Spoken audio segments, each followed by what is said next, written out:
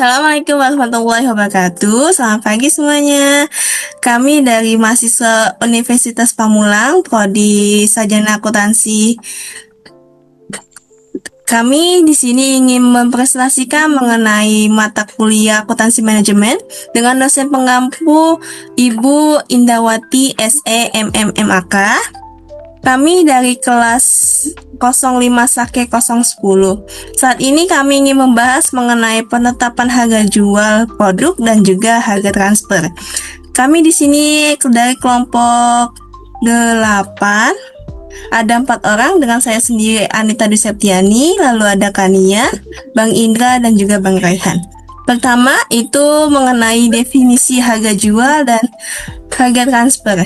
Seperti yang kita ketahui, harga jual itu harus mencukupi seluruh biaya perusahaan, baik produksi dan juga non-produksi.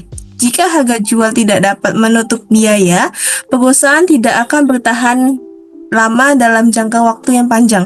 Rumus untuk menghitung harga jual itu biaya ditambah dengan laba yang diinginkan. Harga transfer ditetapkan ketika produk atau jasa ditransfer antar divisi produksi dalam satu perusahaan. Harga ini mencatat penjualan untuk satu divisi dan biaya bagi divisi yang lain. Selanjutnya di sini ada keputusan untuk menetapkan harga, ada 3. Yang pertama itu cost plus pricing.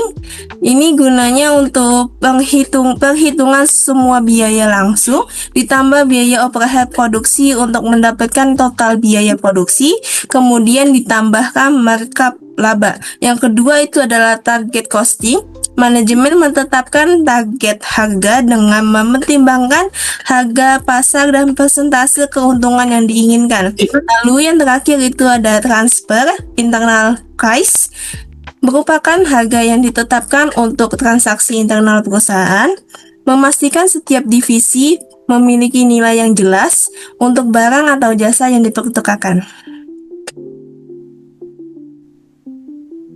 Selanjutnya oleh Bang, yaitu Bang Indra. Metode penentuan harga transfer. Yang pertama itu metode biaya. Ditetapkan sesuai harga yang timbul dari divisi penjualan. Kelemahannya, jika biaya lebih tinggi dari harga pasar, divisi penjualan tidak mendapatkan laba dan insentif. Pengendalian biayanya kurang. Kedua, metode harga pasar. Harga transfer didasarkan pada harga aktual yang dianggap objektif, meminimalkan perbedaan definisi biaya. Ketiga, metode negosiasi dilakukan antara manajer penjualan dan pembelian untuk mencapai kesepakatan harga, terutama jika ada pertentangan signifikan. Keterbatasannya adalah mengurangi otonomi sulit. Penetapan harga transfer berdasarkan harga pokok. Yang pertama itu metode penuh. Menghubungkan semua biaya produksi atau dalam kurung bahan baku, tenaga kerja, dan overhead. Kedua, metode biaya variabel. Harga transfer ditetapkan hanya sebagian biaya variabel. Penentuan harga pokok produksi. Yang pertama, full costing. Memasukkan semua biaya produksi ke dalam HPP, termasuk biaya bahan baku, tenaga kerja langsung, dan overhead pabrik. Biaya non-produksi disesuaikan dengan pendapatan. Penyajian biaya berdasarkan klasifikasi fungsional. Yang kedua, Venus.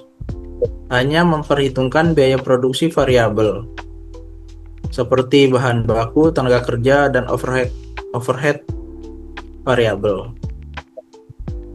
Fixed Manufacture Overhead atau FOH diperlakukan sebagai biaya periode. Penyajian biaya dikelompokkan berdasarkan perilaku biaya.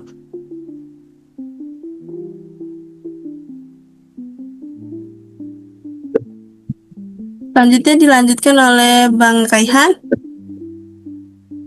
Selanjutnya strategi maksimalisasi laba.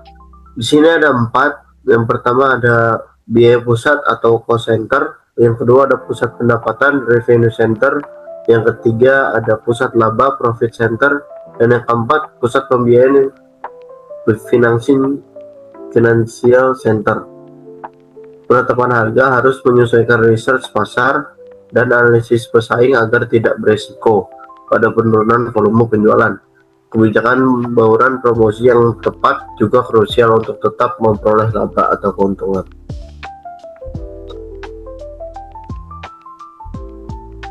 Selanjutnya, metode tingkat pengembalian atas modal. Harga jual produk sangat mempengaruhi volume penjualan dan pendapatan perusahaan. Penetapan harga yang tepat sangat penting untuk mencapai tujuan umum perusahaan. Jika harga terlalu tinggi, pelanggan beralih. Jika terlalu rendah, perusahaan tidak mendapat laba yang cukup. Oleh karena itu, harga harus disesuaikan dengan kualitas, kondisi pasar, biaya, dan keuntungan yang diinginkan. Faktor penentu harga jual ada 4. Yang pertama, biaya produksi dan juga operasional. Yang kedua, target keuntungan perusahaan. Yang ketiga, daya beli konsumen dan harga jual pesaing. Yang keempat, kondisi ekonomi dan elastisitas harga produk. Metode biaya konversi. Biaya konversi adalah gabungan biaya tenaga kerja langsung dan overhead pabrik. Metode ini bertujuan menghitung unit ekuivalen produksi, terutama relevan di industri pemrosesan di mana tenaga kerja langsung relatif kecil.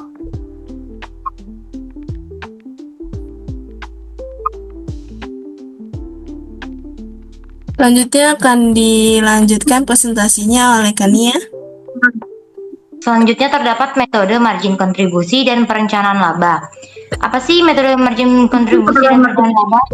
Margin kontribusi menghitung tingkat pengembalian modal yang telah dikeluarkan dan merupakan teknik perencanaan laba berdasarkan volume penjualan dan biaya yang dikeluarkan. Prosesnya yaitu untuk mendapatkan margin kontribusi, maka total penjualan dikurangi oleh total biaya variabel. Jika hasilnya sudah didapatkan, dapat diambil keputusan internal yang menjadi alat bantu manajemen untuk mengambil keputusan khususnya perencanaan laba. Melalui keputusan internal yang dijadikan alat bantu manajemen, maka di sana akan terdapat peningkatan laba. Jika semakin besar margin kontribusi, maka semakin besar potensi peningkatan laba.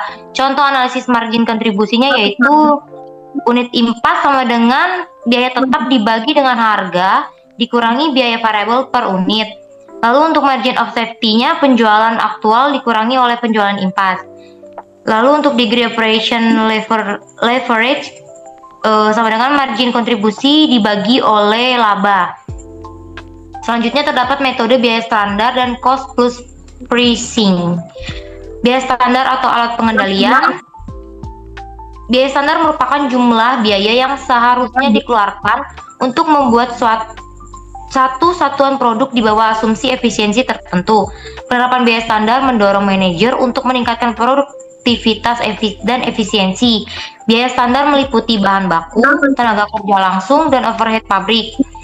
Untuk biaya plus atau cost plus pricing menggunakan biaya sebagai acuan untuk menentukan pendapatan yang diharapkan.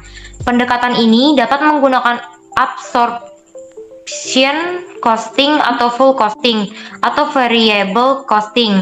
Untuk rumus harga jualnya yaitu biaya ditambah dengan berapa persen markup dikalikan dengan biaya. Dalam full costing, markup harus menutup seluruh biaya produksi dan non produksi. Dalam variable costing, perhitungan biaya hanya didasarkan pada komponen biaya variabel, sementara biaya tetap dianggap sebagai biaya periode. Untuk selanjutnya sini ada jurnal relevan. Kami mengangkat dengan judul The Application of Management Accounting in Cost Management of Industrial Enterprise oleh penulis Feng Hui Liu dari Universitas China atau China.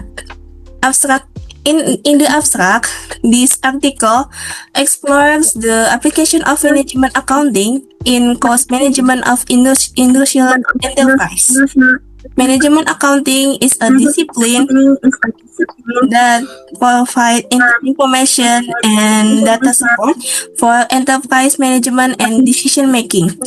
This article first introduces the basic concept and characteristic of management accounting, then analyze the importance of management accounting in industrial enterprise cost management, and focuses on discussing the specific application of management accounting in industrial enterprise cost management, including cost control, cost accounting, and cost analysis, also cost prediction.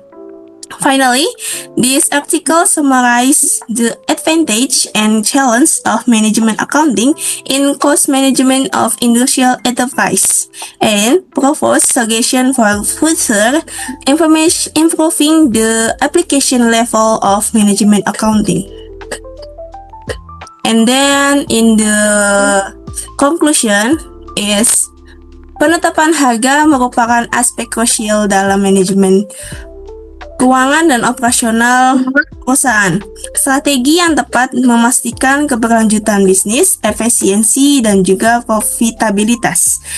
Kami menyimpulkan dua hal. Yang pertama itu penetapan harga jual produk yang melibatkan penggunaan biaya standar sebagai tolak ukur efisiensi produk dan juga cost plus pricing berbasis absorption costing atau variable costing untuk menentukan harga jual. Pendekatan ini memastikan cakupan biaya produksi dan non-produksi serta margin keuntungan yang diharapkan disesuaikan dengan komponen biaya yang dipertimbangkan. Lalu yang kedua itu ada penetapan harga transfer yang memerlukan negosiasi yang cermat antar divisi dengan mempertimbangkan biaya produksi, kondisi persaingan pasar, dan keuntungan yang diharapkan oleh setiap divisi. Tujuannya untuk mencapai harga yang adil yang mendorong efisiensi internal dan kinerja optimal seluruh perusahaan. Sekian presentasi kelompok kami yang mengenai dengan penetapan harga jual produk dan juga harga transfer. Semoga bermanfaat bagi kalian semua yang menonton video kami. Kurang lebihnya mohon maaf. Wassalamualaikum warahmatullahi wabarakatuh dan selamat pagi.